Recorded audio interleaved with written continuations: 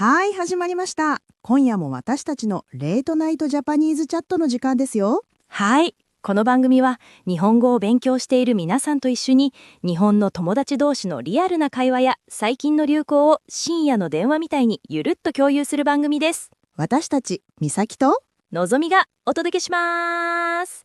ねえみさきちゃん。何突然ちゃんで呼んできた。いいじゃん。ちゃんで呼んでも。全然いいんだけど、今日のテーマ、さてはこれだな。正解。今日はちゃんについて話しようかなって。いいテーマ。これ日本語を勉強してる人って結構混乱しそうだよね。そうなの。教科書に書いてあることと実際の使われ方が結構違うから。教科書だと確か小さい女の子につけるって書いてあったりするよね。そう。でも実際はそれだけじゃない。大人の女性にも使うし、動物にも使うし。全然守備範囲が広い。じゃあ今日はそこをしっかり解説していこう。聞いてる皆さんぜひ自分の周りでもちゃんがどう使われてるか意識しながら聞いてみてください。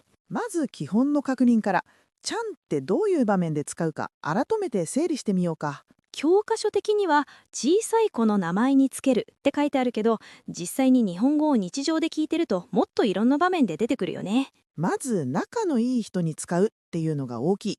友達とか仲良くなった人に〇〇ちゃんって呼ぶのは普通のこと。女性同士って特にちゃんで呼び合うことが多いよね。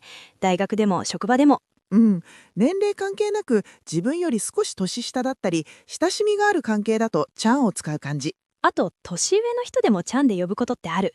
例えば先輩のことをまこちゃん、えりちゃんって呼んでたりする。そうそう、さんより距離が近くてくんより柔らかいイメージ。ちゃんってなんか親しみやすさが出るんだよね。名前をもじってることも多くて、例えばたかこならたかちゃんとかこうちゃんとか、短くしてちゃんをつけるパターンも多いよ。ニックネームにちゃんをつける感じだね。そっちの方がより親しみやすい感じになる。ちゃんって人だけじゃなくて動物にも使うよね。そう、これが外国の人には面白く聞こえるらしくて。ワンちゃんとか猫ちゃんとかね。犬や猫をワンちゃん、猫ちゃんって呼ぶのは日本ではごく普通。しかも自分のペットだけじゃなくて知らない犬でもワンちゃんだっていう。そうそう。日本人って動物を擬人化するのが好きで、ちゃんをつけることで可愛いもの、愛着があるものとして扱ってる感じがする。擬人化っていうのは動物や物に人間のような感情や個性があるように見なすこと。この猫は今日ご機嫌だねみたいな感じで。動物だけじゃなくて物にもたまに使う。パソコンちゃん調子悪いなとか、スマホちゃん充電なくなってきたみたいな。確かに言う。愛着のあるものをちゃんで呼びたくなるのは日本語の感覚として自然なのかも。なんか可愛いな、大切だなって思うものにはちゃんをつけたくなるみたいな本能がある気がする。ちゃんって言葉そのものに柔らかく可愛くする力があるよね。そう考えると、ちゃんの本質って可愛さや親しみを表す言葉だよね。日本語って名前の語尾で関係性がわかるのが面白くて、さんは丁寧、くんは仲間っぽい感じ、ちゃんは可愛らしさや親しみみたいな。様は丁寧すぎるくらい丁寧で、呼び捨ては本当に仲良しかまたは目下の相手っていう感じで。その中でちゃんは可愛い、感謝、仲良しっていう気持ちを含む呼び方。だから日本人って可愛いと思ったら何にでもちゃんをつけたくなるんだと思う。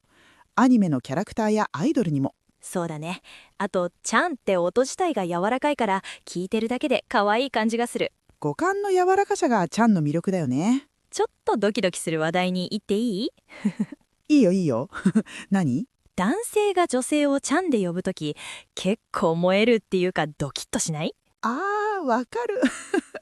状況によるけど、好きな人とか仲良しの男の子から〇〇ちゃんって呼ばれたら確かにドキッとする。普通さんで呼んでたのにふとした時にちゃんに変わると距離縮まったってなるよね。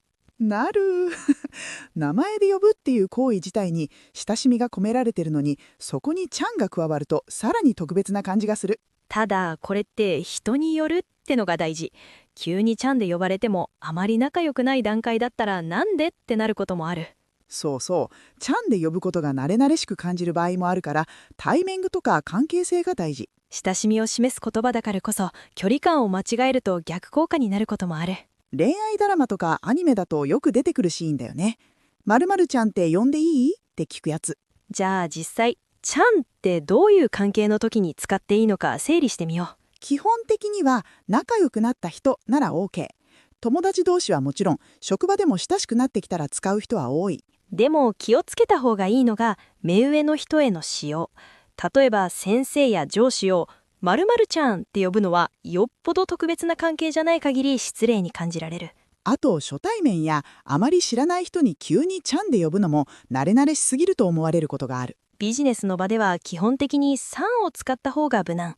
会議中やクライアントの前でちゃんは避けた方がいい。一方でチームの雰囲気によっては職場でもちゃんが OK なところもある。スタートアップとかカジュアルな職場は割とちゃん文化があったりする。だからこの場ではどっちが自然っていう空気を読む力が大事になってくる。まさに空気を読むだね。日本語って言葉だけじゃなくて場の雰囲気も読まないといけない。じゃあ日本語を学んでる皆さんへのアドバイスとしては、まずはさんから始めるのが一番戦前かな。そうだね。最初はさんを使っておけばまず失礼にはならない。そこから仲良くなってきたら相手がちゃんで呼んでくれたり、ちゃんで呼んでいいよって言ってくれたりする。そのタイミングで自分もちゃんに切り替えるのが自然な流れ。あと、相手が自分のことをちゃんで呼んでたら自分もちゃんで呼んで大丈夫なことが多い。関係性が対等になったサインだから。動物へのワンちゃん、猫ちゃんは最初から使って全然問題ない。日本に来たらぜひ使ってみて。可愛いなぁと思ったら〇〇ちゃんって言いたくなるその感覚、大事にしてほしい。それが日本語のちゃんの本質だから。じゃあ今日のまとめ。ちゃんは小さい女の子だけじゃなくて仲のいい大人、動物、愛着のあるものにも使う。かわいい、親しみがある、距離が近いを表す言葉で日本語の大事なニュアンスの一つ。ただしビジネスの場や初対面での使用には注意が必要。まずはさんから始めて関係が深まったら少しずつ試してみよう。今日から皆さんの周りのちゃんに注目してみてください。どんな場面で使われてるかわかると日本語がもっと楽しくなるよ。聞いてくれてありがとうございました。またね。